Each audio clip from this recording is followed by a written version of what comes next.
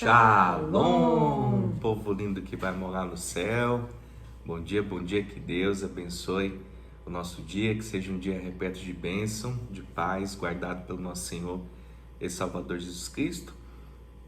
Aqui estamos nós, mais um dia para gravar esse devocional, essa meditação da Palavra de Deus. É notório que quando a gente se dedica a meditar na Palavra de Deus, não simplesmente ler, mas olhar atentamente o texto, deixar fluir o Espírito do Senhor, a gente sente o toque do Espírito Santo, sobre a Palavra, e isso edifica a nossa vida.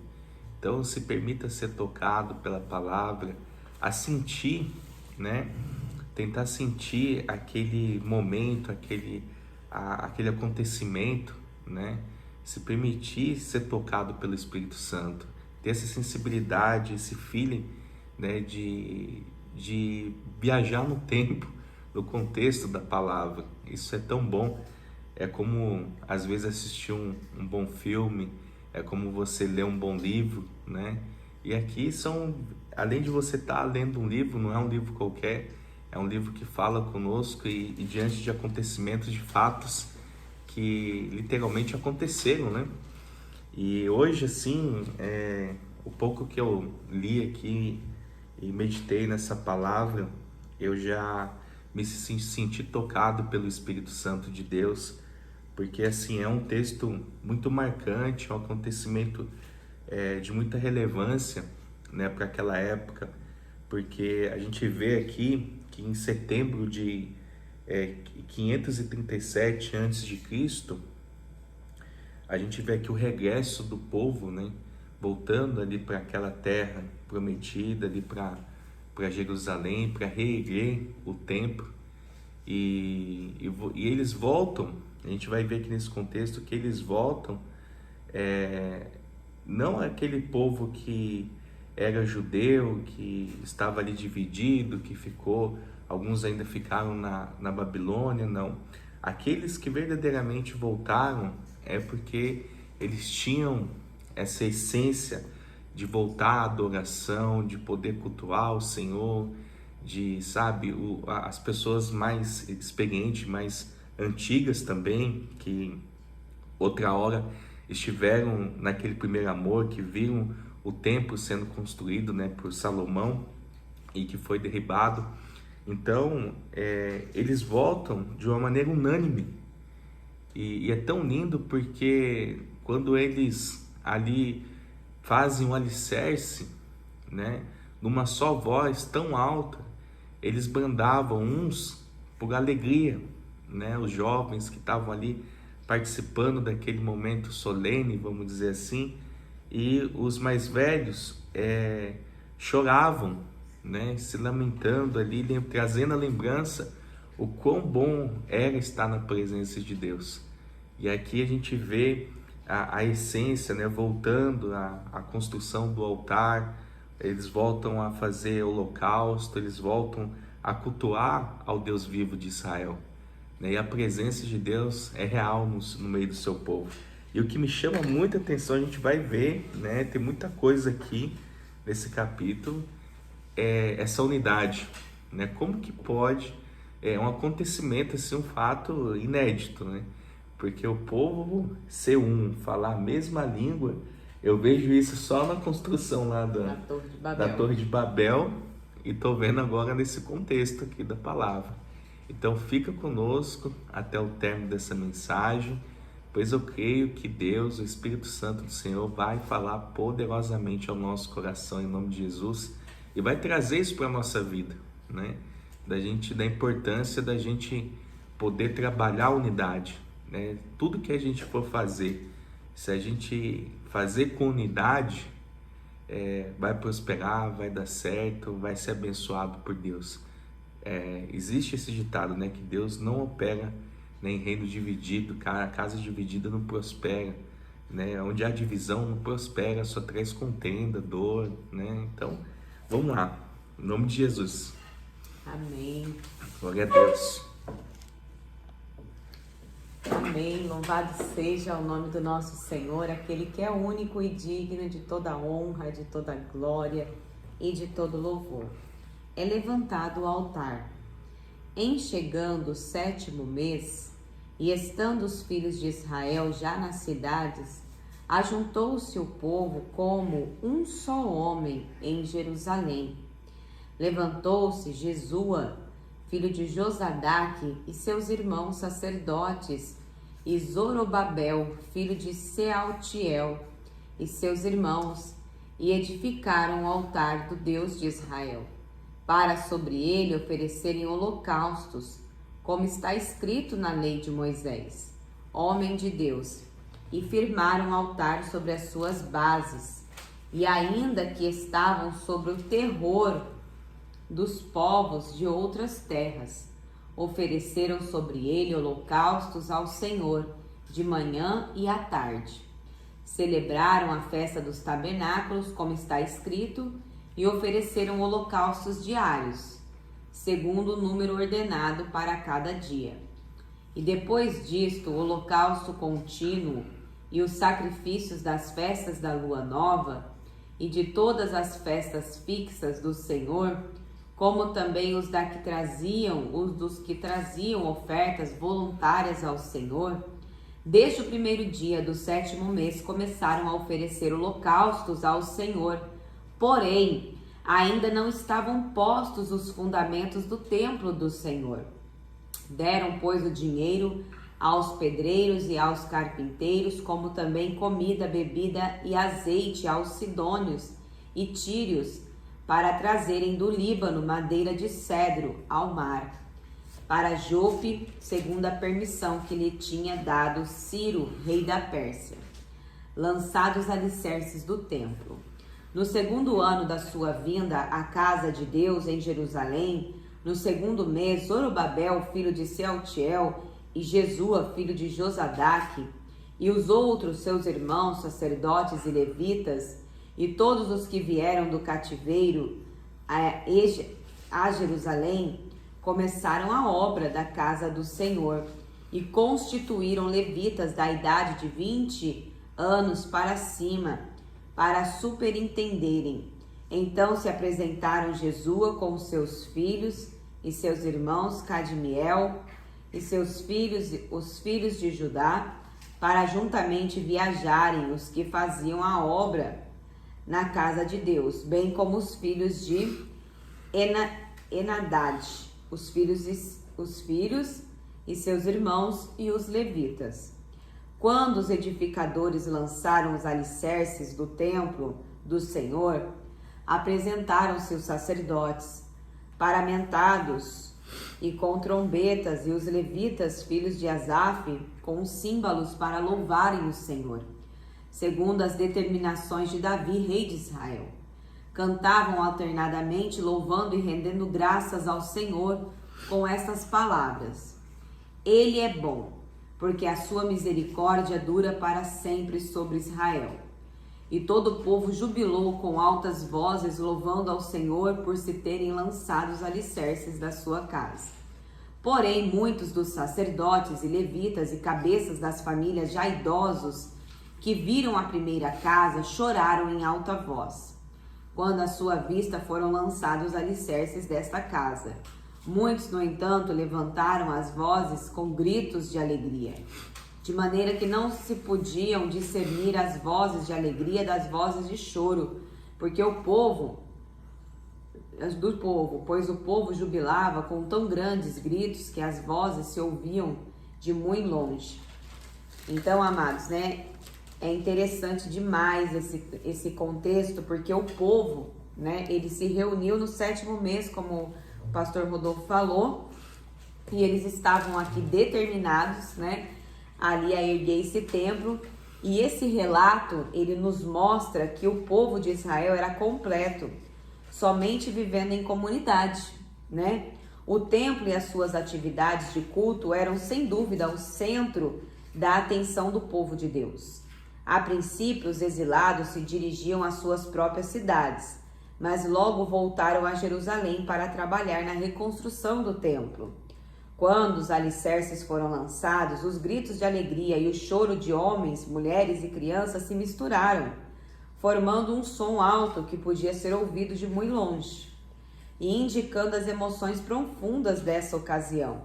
As memórias daqueles que haviam visto o esplendor do Templo de Salomão se misturaram com a empolgação dos preparativos para um novo templo, né?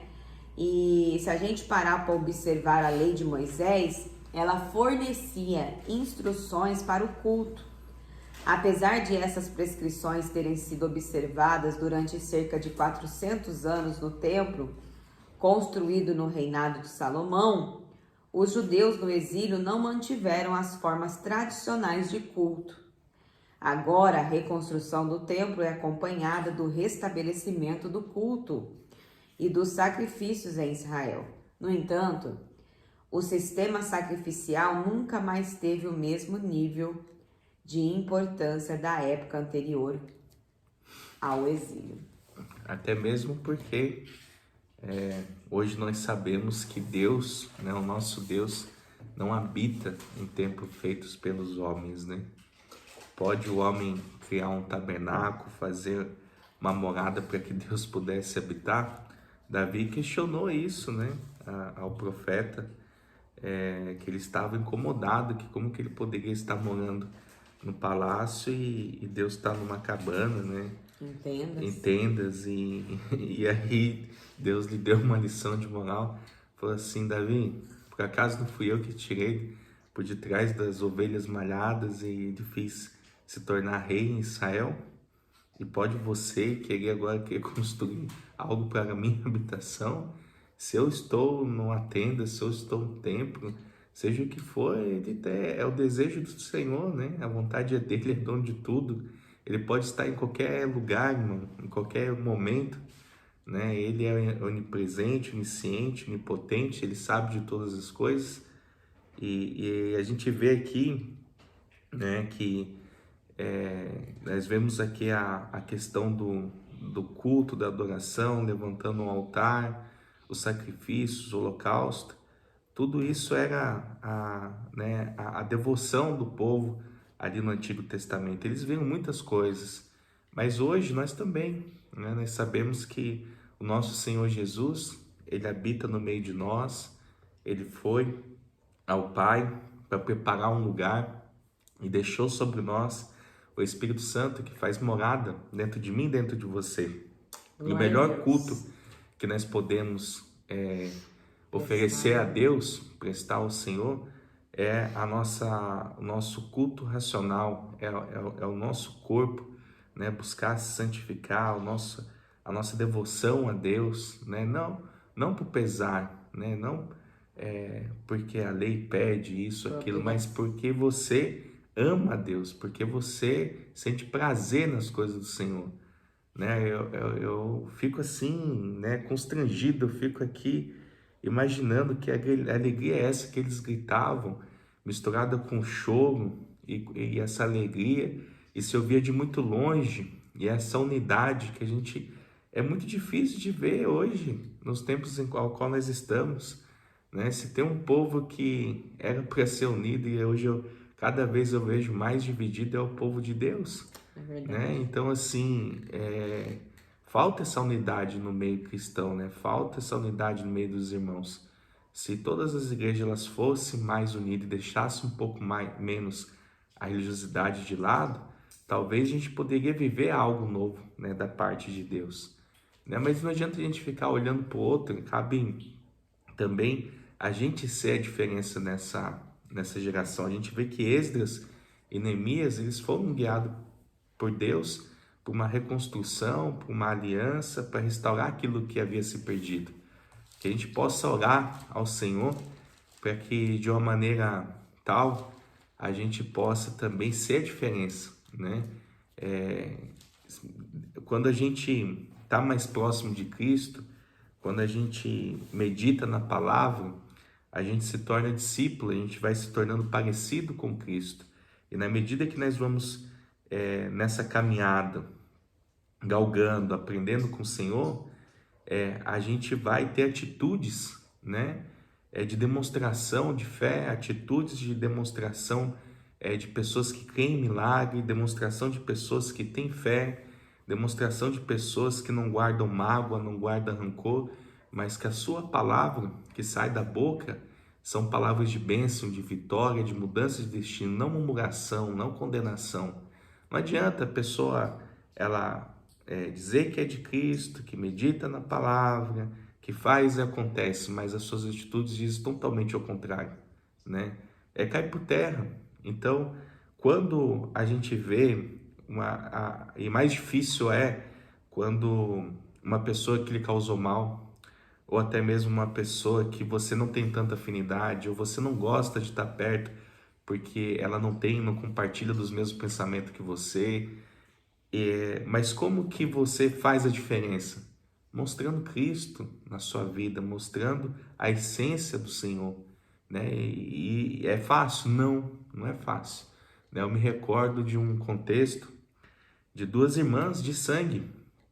Elas frequentavam a mesma igreja e elas não se conversavam, elas não se falavam. E um dia uma delas indignada porque ela não possuía carro e a irmã dela sim, e elas não se conversavam, e ela estava as duas a caminho do culto para celebrar ao Deus, né, de Israel.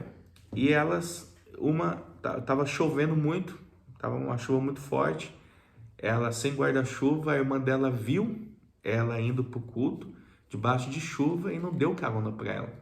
E ela, muito indignada, foi falar com o pastor. Pastor, olha, eu não sei que mal que eu fiz para minha irmã, porque, olha, faz tanto tempo que a gente não se fala, a gente congrega na mesma igreja, o senhor sabe, e há essa rincha, essa rivalidade entre a gente, enfim, a gente não se dá, a gente não pode nem conversar nada que a gente está se bicando, então a gente prefere se afastar. O que eu devo fazer, Senhor, né, pastor, para que essa situação mude? Aí ele falou assim para ela de uma forma muito sábia, né? Ele falou assim: ambas, vocês duas congregam aqui conosco há tanto tempo e parece que não aprenderam nada, porque você crê em Cristo? Ela falou sim. Você entende que você é discípula de Cristo? Ela falou sim. Então a maneira de você poder reconciliar com a sua irmã, ainda que ela não enxergue, é você mostrar que na sua vida você tem Cristo, que você não vai revidar o mal com o mal, mas com o bem, que você vai tratar ela bem, que você vai mostrar a essência de Cristo para ela, porque você entendeu a mensagem. Aí ela falou: nossa, é verdade, né? Como que eu vou mudar essa situação se eu estou agindo na carne, né? Da mesma forma que ela me trata, eu também revido. Então, se tem uma coisa que quebra todo jugo, é o amor, é o perdão, né? É a gente poder fazer a diferença, né? E isso a gente só aprende, irmão, numa caminhada, estar sendo discípulo, ser humilde, né? Ao ponto de reconhecer que verdadeiramente a gente vai errar, a vida não é só feita de acertos, mas reconhecer que somos falhos e pecadores. Quando a gente olha para a vida de Ezequias, né? Você vê um homem que começou bem, né? Que derrubou os altares, os postes ídolos, né? Os deuses pagãos. Ele tinha ali temor ao Senhor, através ali também um sacerdote que era Isaías que o instruía, mas em algum momento ali também ele se envaideceu, deixou o orgulho, né, se sobressair, principalmente quando Deus ainda deu aquele livramento para ele, que enviou um anjo e matou 185 mil homens ali do exército da Síria de Senaqueribe. Ele começou a receber presentes, né? As pessoas começaram a vangloriar ele, colocaram no pedestal, e ali ele ficou enfermo, né? A enfermidade atacou o orgulho dele, e nisso ele reconheceu, sabe? Ele reconheceu que o que ele fez foi errado, então ele orou, ele pediu conserto para Deus, e Deus perdoou, porque Deus é misericordioso. Assim também é na nossa vida. Se você tiver um coração humilde, disposto a aprender, disposto a ser moldado, irmão, nossa, você vai viver o melhor dessa terra. ainda que ao seu lado, ao teu redor, estejam muitas pessoas querendo o seu mal, tratando você com arrogância, sabe? Que ainda você olha e fala assim, meu Deus, você vai estar transbordando amor, você vai estar transbordando alegria, você vai estar fazendo a diferença, porque essa é a essência de Cristo, você está aprendendo com Ele, né? Você veja, o próprio Jesus, né? Foi crucificado, né? Em meio ao caos, pendurado naquele madeiro, diante de dois malfeitores, ele compunha poesia. Como que pode isso? Dizer, Pai, Pai, perdoa, porque eles não sabem o que fazem. Literalmente a gente não sabe o que faz, mas nós poderemos aprender com Jesus em nome de Jesus. Amém? Amém. Vamos orar? Senhor meu Deus e amado Pai, nós te rendemos graças, Senhor, por essa oportunidade de poder meditar num texto tão rico, tão sábio, Pai, que é ver a alegria, que é ver o choro, né, de pessoas que temiam o Senhor, que eles eram unânimes, né, como um só homem na construção do templo, na devoção ao Senhor, levantando altares, levantando holocausto, tudo para voltar à essência do primeiro amor, Senhor. E nós temos visto, Pai, que infelizmente ao mundo onde nós estamos, a geração que nós estamos vivendo, muito se perdeu dessa essência, a referência de adoração, a referência de casa de Deus. Nós estamos assim, aos nossos olhos, vendido por conta da humanidade que se perdeu nessa caminhada. Mas nós podemos nos reencontrar, Senhor, através da sua palavra, de uma maneira simples, deixando o Espírito Santo agir sobre a nossa vida. Que essas palavras, Senhor, de ensinamento, revele a nós, Senhor, o caminho que devemos seguir. Que a gente possa ser, Senhor, assim como Esdras e Neemias, constituindo, Senhor, a adoração a Deus, a devoção de uma forma que nunca vista antes, Pai. Que a gente possa ter esse privilégio de contemplar essa alegria, Pai, que esses homens, essas mulheres tiveram, ó Deus. Eu creio que isso é muito prazeroso, é muito bom, Senhor, poder sentir, Senhor, a Tua presença, o Teu toque, o Teu agir sobre a nossa vida, Pai. Revela em nós, Senhor, o Teu querer, a Tua vontade. Eu oro, Senhor, para que haja unidade, para que haja esperança, que haja pessoas verdadeiramente de fé, de ousadia, Senhor, no nosso meio, que a gente possa ver, sabe, as pessoas evangelizando na rua, retomando, Senhor, na caminhada cristã, meu Pai. Em nome de Jesus, Pai, que vidas venham ser transformadas, que vidas venham descer nas águas e, sabe, que venham ser ganhas para o Senhor, Deus. Assim nós oramos e te agradecemos por tudo que o Senhor tem feito e ainda vai fazer sobre a nossa vida. Em nome do Pai, do Filho e do Espírito Santo. Amém. E graças a Deus. Lâmpada para os meus pés é a palavra do Senhor. E luz que clareia o nosso caminho. Que Deus abençoe seu dia. Shalom. Shalom.